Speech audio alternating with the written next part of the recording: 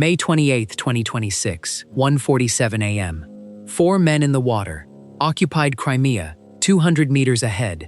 A hardened Russian military relay node, the nervous system of Moscow's air defense network across the entire peninsula, sitting dark behind a perimeter fence and an FSB patrol cycle. The team had 38 minutes, not 39, 38. And inside that shelter was intelligence that could reshape the air war over Ukraine in ways no missile strike ever could. This is the story of one of the most technically precise covert operations of the entire war. A mission that didn't fire a single shot on entry and came back with something more lethal than any explosive charge: data. I'm your host at SteelFront, where we analyze the battles that change wars.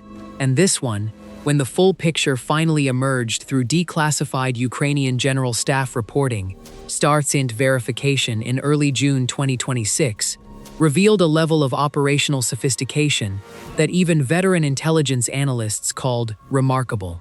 By the end of this video, you'll understand exactly why 4 men getting wet in the Black Sea at 2 in the morning may have done more damage to Russia's Crimean air defense architecture than 3 months of missile strikes.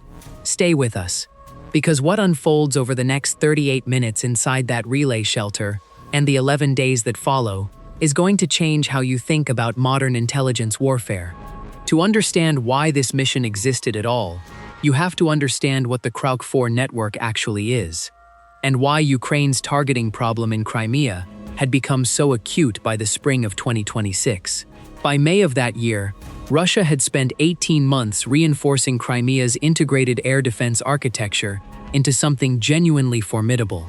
The peninsula wasn't defended the way the rest of the front line was. Crimea was treated by Moscow as strategic depth, the irreplaceable logistics and command hub without which the southern front collapses.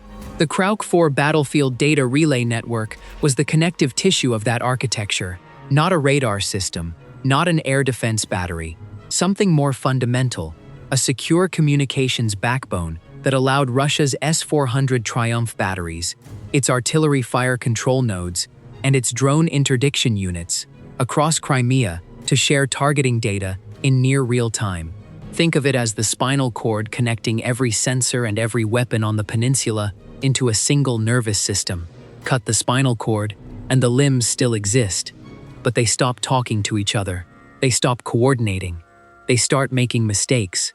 Ukrainian SIGINT analysts had been tracking the Kraukh-4 signature for the better part of 7 months. Satellite imagery confirmed relay nodes at several hardened sites across Crimea. But confirming existence is not the same as understanding architecture. To understand how the network actually functioned, what frequencies it used, what encryption schema it operated under, what the routing logic looked like, you needed physical access, which meant someone had to go in. The site selected for the GUR operation was a hardened relay shelter in the operational zone near Saky, on the western coast of the Crimean Peninsula. Saky wasn't chosen randomly. The node there served as a primary uplink aggregator for the network's western segment, the segment coordinating the S-400 battery cluster that Ukrainian Air Force analysis had flagged as responsible for the loss of 2 Ukrainian aircraft the previous month. The battery's radar emissions had been detected. Its general operational zone was known, but its precise coordinates, the kind you need to put a Storm Shadow or a HIMARS precision round exactly where it needs to go, had never been confirmed. The relay node near Saky communicated with that battery. Its routing tables would contain what Ukraine needed. Which weapon system ultimately proved most decisive in targeting what this mission uncovered?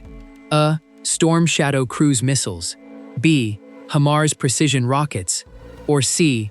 Naval drone strikes against the supporting infrastructure. Drop your analysis in the comments. We'll give you the full answer before this video ends. The planning phase ran approximately 6 weeks. GUR's Special Operations Directorate developed the mission with input from Ukrainian SIGINT specialists, who had been working the Kraukh-4 file since the previous autumn. The original operational concept considered 2 options: destruction of the node or exploitation. Destruction was faster, simpler, and carried less risk.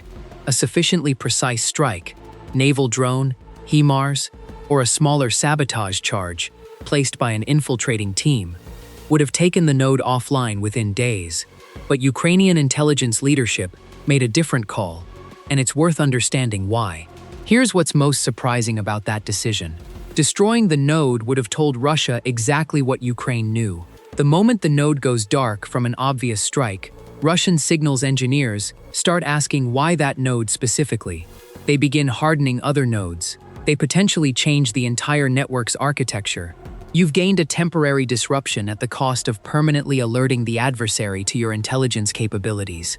Exploitation, cloning the routing tables, extracting the uplink credentials, mapping the network's actual communication logic, gave Ukraine something Russia couldn't easily counter: knowledge the adversary didn't know had been compromised. And a dormant sensor package left in place extended that intelligence window indefinitely, feeding passive signals data back to Ukrainian SIGINT teams for as long as it remained undetected. The risk calculation was harder. The operational complexity was significantly greater. But the intelligence yield, if successful, was orders of magnitude more valuable. One detail kept demanding attention when I worked through the operational reconstructions that emerged from Ukrainian and Western analytical sources in early June 2026. The specific decision to leave a sensor package in place rather than simply extract and depart. That choice reflects a level of intelligence tradecraft, planning not just for the mission's immediate success, but for its long-term exploitation, that marks this operation as something considerably more sophisticated than a standard Special Forces direct action raid. The four-man GUR team that executed the mission was drawn from an element with previous experience in maritime infiltration operations. Their identities remain classified. What Ukrainian General Staff reporting confirms is their equipment load: full closed-circuit rebreather diving systems to eliminate bubble signature during the coastal approach, a specialized hardware exploitation kit adapted from commercial forensic tools and modified for military field use, 2 suppressed sidearms for last resort close protection, and the sensor package, a custom fabricated device small enough to be concealed inside the relay shelter's existing cable management infrastructure, drawing power parasitically from the node's own electrical system. The coastal approach was engineered around a specific vulnerability in the FSB perimeter patrol cycle at the target site. Russian security protocol at hardened relay nodes in Crimea had, by the spring of 2026, established a pattern Ukrainian reconnaissance had been tracking for 11 weeks. The patrol cycle had a consistent gap, a window created by the geometry of the perimeter route and the patrol timing, that opened for approximately 42 minutes on a predictable schedule. The GUR team's insertion window was set at 38 minutes to build in a 4-minute buffer against timing variance. Electronic suppression cover was provided by a Ukrainian drone cell operating approximately 40 kilometers offshore in the Black Sea. This element, modified naval reconnaissance drones carrying electronic warfare payloads, generated targeted jamming across the radio frequencies used by FSB perimeter security communications in the target area, not broad-spectrum jamming, which would have immediately alerted Russian electronic warfare monitoring systems. Targeted, narrow-band suppression calibrated to create the appearance of localized interference rather than deliberate attack, the kind of interference a Russian security officer might dismiss as equipment degradation or atmospheric conditions, rather than an active hostile operation. The insertion nearly failed before it began. At 1:31 a.m. on May 28, 2026, 16 minutes before the team was scheduled to enter the water, Ukrainian drone operators monitoring the target area detected an unscheduled vehicle movement at the perimeter. Not a patrol vehicle following the established route. A stationary vehicle, lights off, positioned at the northern fence line directly in the team's planned exit corridor. The team held, in the water, rebreathers running, waiting on confirmation of what they were looking at. For 9 minutes, the GUR operations cell debated whether to abort. 9 minutes in which everything the mission had cost in planning, preparation, and risk calculation sat balanced against the possibility that Russian security had received a tip, that the window was compromised, that sending 4 operators into that perimeter would mean losing them. Then the vehicle moved. Satellite monitoring confirmed it had departed the fence line and was tracking south along the perimeter road. Not a security response, but a maintenance vehicle, completing an unscheduled equipment check at a perimeter sensor node. The threat assessment dropped. The team was given authorization to proceed. At 1:47 a.m., they entered the water. The coastal approach ran approximately 200 meters from the insertion point to the relay shelter's perimeter fence. In a rebreather configuration, moving tactically through shallow water at night, that distance takes roughly 14 minutes. The team reached the fence at 2:01 a.m. The inner perimeter was a standard Russian military installation configuration, chain link topped with razor wire, monitored by fixed cameras at regular intervals. Ukrainian reconnaissance had mapped the camera positions and identified the blind spots, gaps in coverage created by the camera placement geometry that a trained infiltration team could exploit on a specific approach vector. 2 operators breached the fence. 2 held the outer perimeter, positioned to observe the patrol route and provide warning if the patrol cycle deviated from its established pattern. The breach took 4 minutes. At 2:05 a.m., the first element was inside the inner perimeter and moving toward the relay shelter entrance. The shelter itself was a prefabricated hardened structure, reinforced concrete, roughly 12 meters by 8 meters in footprint, partially earth-bermed on 3 sides. A single reinforced entry door on the eastern face, secured with a Russian military standard electronic lock. The key to that lock had been extracted through a separate intelligence operation 3 weeks earlier, a compromise of the administrative credentials used by the Russian military communications contractor responsible for the site's maintenance. The operators didn't need to defeat the lock, they had the code. The door opened at 2:07 a.m. Inside, server racks, power conditioning equipment, climate control systems, and at the center of the shelter, the Kraukh-4 relay node itself, a rack-mounted unit roughly the size of a standard server tower, running continuously, status lights steady green in the dark.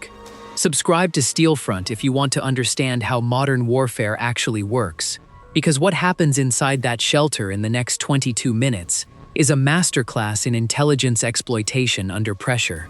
The exploitation kit was designed for exactly this hardware configuration. Ukrainian SIGINT specialists had reverse-engineered the Kraukh-4 node's interface architecture from partially recovered components of a node destroyed in an earlier strike, and had built the cloning tool to interface with the specific port configuration and storage architecture of the unit. In theory, the extraction process would take 18 to 22 minutes to complete a full clone of the routing tables and credential store. In theory, the node's security firmware had been updated since the Ukrainian specialists had last analyzed the recovered components. When the first operator connected the exploitation kit, the interface handshake failed. The tool wasn't recognizing the firmware version. 22 minutes of window remaining, a tool that wasn't working, and 4 operators whose entire exit corridor depended on being back through the fence before the next patrol cycle began. Put yourself in that operator's position, crouched in a hardened Russian military shelter in occupied Crimea, 200 meters from the Black Sea, with a piece of hardware that was supposed to take 18 minutes and is currently displaying an error code you've never seen in training. What do you do?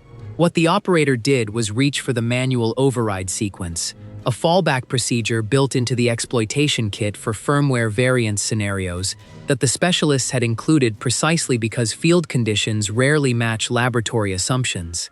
The override added 6 minutes to the extraction timeline. It reduced the cloning scope from full routing table and credential store to a partial extraction, the uplink credentials, and the current frequency allocation tables, but not the full routing architecture. Partial was still significant. Partial was still the mission. At 2:13 a.m., the extraction was running. The operator placed the sensor package, tucking it into the cable management tray behind the node's primary power input, where its parasitic power draw would be masked by the node's own power signature, and its physical profile would be invisible to anything short of a deliberate physical inspection of the cable runs. Connection confirmed. The package began its initialization sequence. At 2:19 a.m., the exploitation kit completed the partial clone. The operator disconnected, secured the kit, and the two-man element began moving back toward the breach point. The outer perimeter element reported the patrol vehicle at 2:23 a.m., running on schedule, approaching from the south. The team had approximately 4 minutes to reach the fence breach, exit the inner perimeter, and begin the coastal withdrawal before the patrol reached the northern perimeter section. They moved fast. The breach point was reached at 2:26 a.m. Both operators threw the fence by 2:28 a.m. The patrol vehicle's headlights were visible at the far end of the northern perimeter road, still 200 meters away but moving. The four-man team was consolidating at the waterline, rebreathers going back on, when Russian forces on the perimeter fence above them apparently noticed movement. What followed was not a coordinated security response. Ukrainian General Staff reporting characterizes it as an opportunistic engagement by a perimeter guard who had detected motion at the waterline, possibly a shadow, possibly sound, rather than a deliberate interception of the extraction team.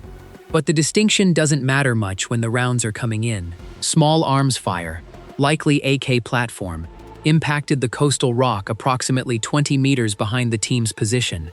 One operator, the team's second element lead, who had held the outer perimeter, took a fragment wound to the left thigh from rockspall. Not a direct hit, not immediately incapacitating, but a wound in the water. 200 meters of extraction swim ahead, with Russian security now alerted to activity at the waterline. The team entered the water at 2:31 a.m. Here's the part that doesn't make sense on the surface. Russian perimeter forces, having detected movement and fired on a suspected infiltration team at the waterline, did not immediately launch a maritime pursuit or call in a coastal response. The narrowband jamming that Ukrainian drone operators had maintained throughout the insertion was still active. The perimeter guards' radio calls were not reaching the base security center with sufficient clarity to convey the nature of the contact. From the security center's perspective, receiving fragmented, partially jammed radio traffic from a perimeter position at 2:30 a.m., the incident likely registered as a possible false alarm or a contact with local wildlife, not an active extraction underway. By the time Russian security had established clear radio communication and begun assessing the situation, the GUR team was already 100 meters offshore, moving on a submerged extraction vector toward the pickup point. The wounded operator, by his team's accounts later conveyed through Ukrainian channels, refused to release the exploitation kit throughout the extraction swim. The hardware came out of the water with him. All 4 operators were recovered by the offshore element at approximately 3:14 a.m. The wounded operator received field medical treatment and was evacuated for further care. His injury was significant, but not life-threatening. He would recover. The exploitation kit, its data intact, was in the hands of Ukrainian SIGINT analysts within 6 hours of recovery. What strikes me about this operation, and about the broader pattern of Ukrainian special operations during this phase of the war, is how thoroughly it reflects a doctrinal shift that has no parallel in Russia's conduct of the same conflict. Ukrainian GUR by 2026 was executing missions that combined maritime infiltration, electronic warfare support, technical intelligence exploitation, and passive sensor emplacement in a single 4-man package. Russia, with its nominally superior special operations resources and its longer institutional history of clandestine operations, was meanwhile running operations defined by mass and attrition rather than precision and intelligence. The contrast is not subtle. The data extracted from the Kraukh-4 node at Saky was processed by Ukrainian SIGINT teams over the 72 hours following the extraction. What they found exceeded the partial extraction scenario in analytical value. The uplink credential set extracted from the node provided access to the current frequency allocation tables for the western Crimean segment of the Kraukh-4 network, and embedded in those tables were the communication parameters for 12 active nodes across the peninsula, including the command frequencies used by 3 previously unknown Russian military communication circuits. 3 circuits that had not appeared in any prior Ukrainian or Western SIGINT collection. Satellite imagery analysis, cross-referenced against the frequency allocation data, confirmed the location of a previously unidentified S-400 Triumph battery operating under a communication signature that had been masked by its use of one of those undetected Kraukh-4 circuit frequencies. This was the battery responsible for the loss of 2 Ukrainian aircraft the previous month. Its radar had been detected, its general operational zone had been estimated, but its precise firing position, masked by a communication protocol that Ukrainian SIGINT hadn't known to look for, had never been confirmed. The Kraukh-4 data confirmed it. 72 hours after the extraction, Ukrainian targeting staff had precise coordinates for the S-400 battery, confirmed by 3 independent intelligence streams: the Kraukh-4 routing data, cross-reference satellite imagery, and passive emissions data from the sensor package left in place at the Saky node, which had begun transmitting within 48 hours of emplacement. If you believe intelligence wins wars before weapons ever fire, type SteelFront in the comments. The strike package was prepared over the following week. Ukrainian targeting doctrine for high-value fixed positions, like an S-400 battery, requires multi-source confirmation and a strike sequence designed to defeat the battery's self-defense capabilities before the primary munitions arrive. The S-400 Triumph system is not a passive target. With a radar detection range of approximately 600 kilometers for large aircraft and a missile engagement envelope of up to 400 kilometers, an S-400 battery that knows a strike is coming can engage incoming munitions at significant range. The solution was timing and sequencing. The passive sensor package at the Saky relay node gave Ukrainian operators advance warning of the battery's communication activity, including its radar activation cycles. Ukrainian SIGINT teams, monitoring the sensor package's transmissions, could identify when the battery's surveillance radar was in active scan mode and when it was in standby. A strike time to the battery's standby cycle would arrive with reduced radar coverage. On June 8, 2026, 11 days after the extraction, Ukrainian forces executed the strike. The opening element of the strike sequence was electronic. Ukrainian EW assets, operating at standoff range, generated targeted jamming against the Kraukh-4 frequency band used by the battery's communications node. Using the exact frequencies extracted from the Saky relay, precisely tuned to maximize disruption of the battery's data link to the wider air defense network. For approximately 4 minutes at the beginning of the strike sequence, the S-400 battery's communication with the Kraukh-4 network was degraded to the point where automated threat warnings from adjacent radar systems could not reach the battery's fire control. The primary strike weapon was the Storm Shadow/Scalp-EG cruise missile, the British-French standoff air-launched munition with a range exceeding 500 kilometers, a broach-penetrating warhead optimized for hardened targets, and a terrain-following flight profile that keeps it below radar coverage for most of its flight path. Ukrainian Air Force units had received additional Storm Shadow munitions through continued British defense support deliveries in early 2026. 4 missiles were allocated to the strike. Storm Shadow flies at approximately 1,000 kilometers per hour at low altitude. The targeting package, GPS/INS, combined with terrain-following radar, was preloaded with the precise coordinates confirmed by the Kraukh-4 intelligence and satellite imagery cross-reference. The missile's terminal phase used DSMAC electro-optical guidance to discriminate and acquire the battery's specific launcher vehicles and command post van. The 4 missiles struck the S-400 battery position in a sequenced impact pattern over approximately 30 seconds. Satellite imagery analysis conducted in the days following the strike, confirmed by combat footage verification from Ukrainian sources, showed complete destruction of the battery's radar vehicle.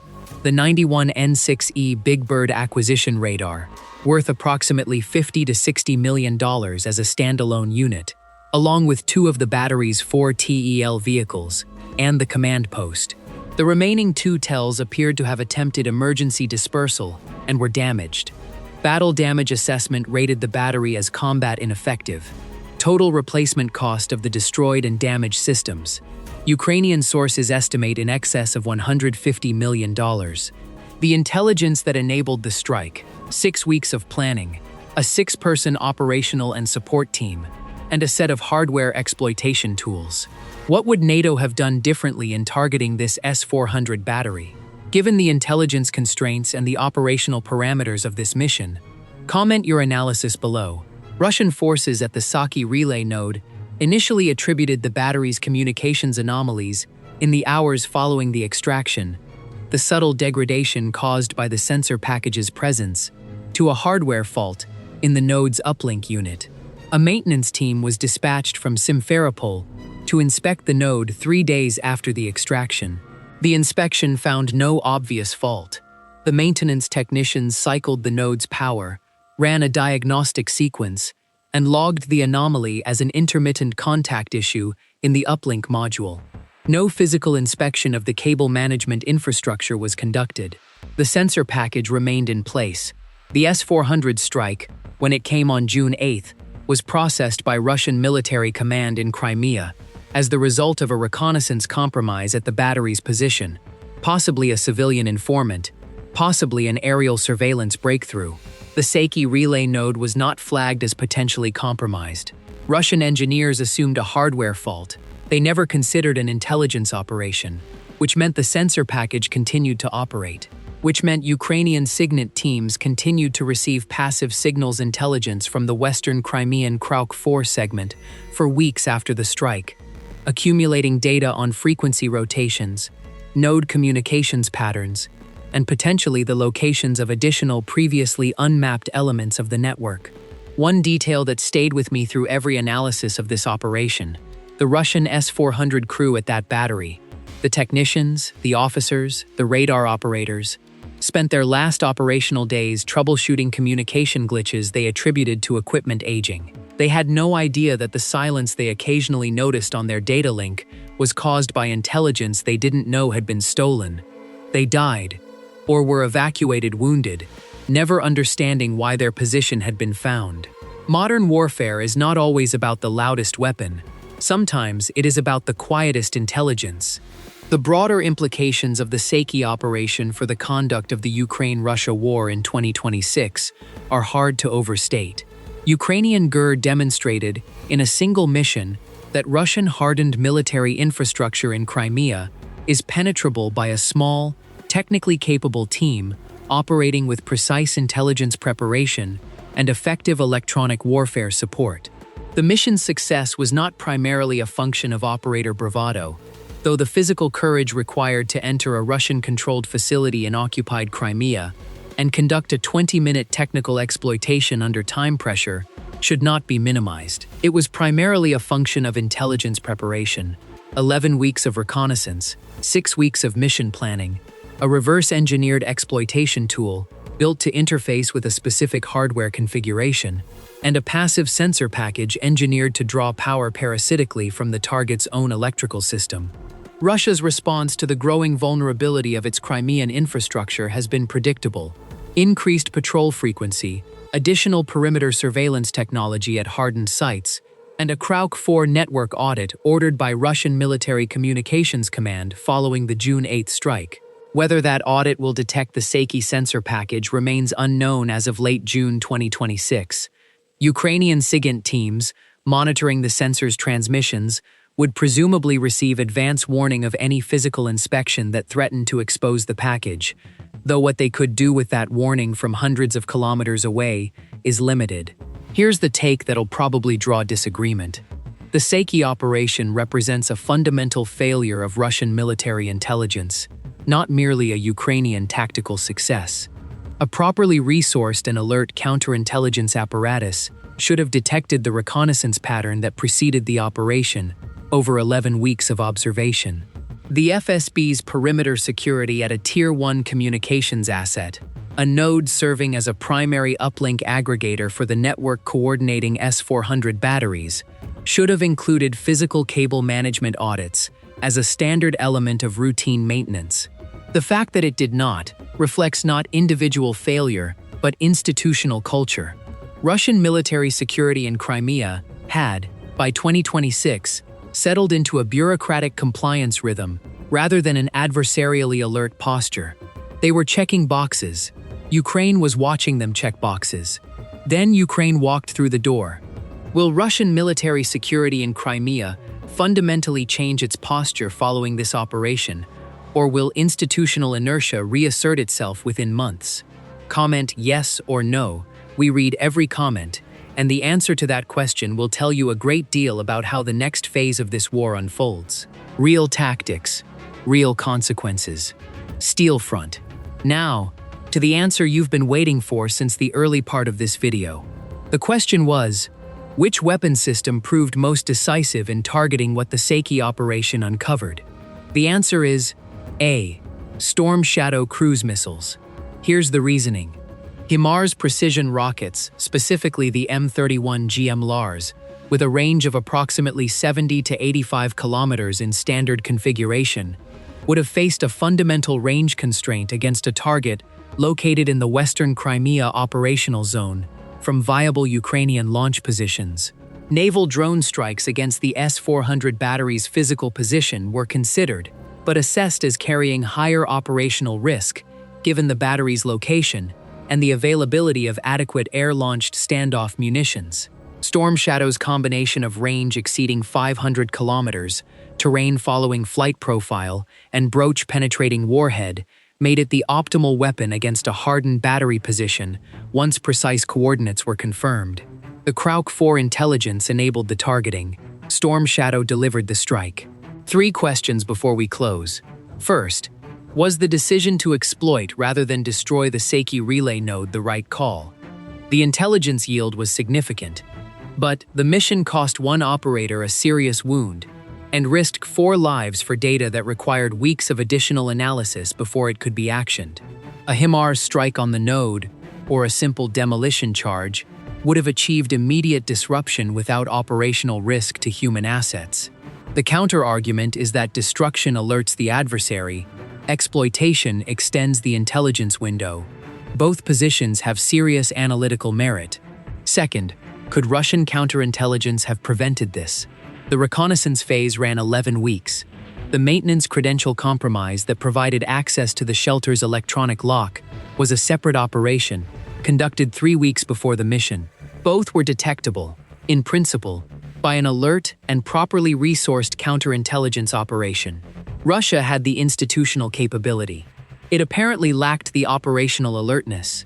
Third, what would you have done differently if you were the GUR planning officer responsible for this mission?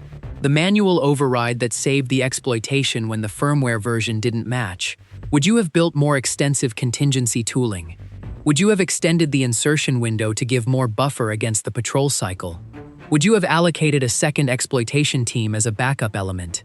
The decisions made in the planning room are where these missions are won or lost, long before anyone gets in the water.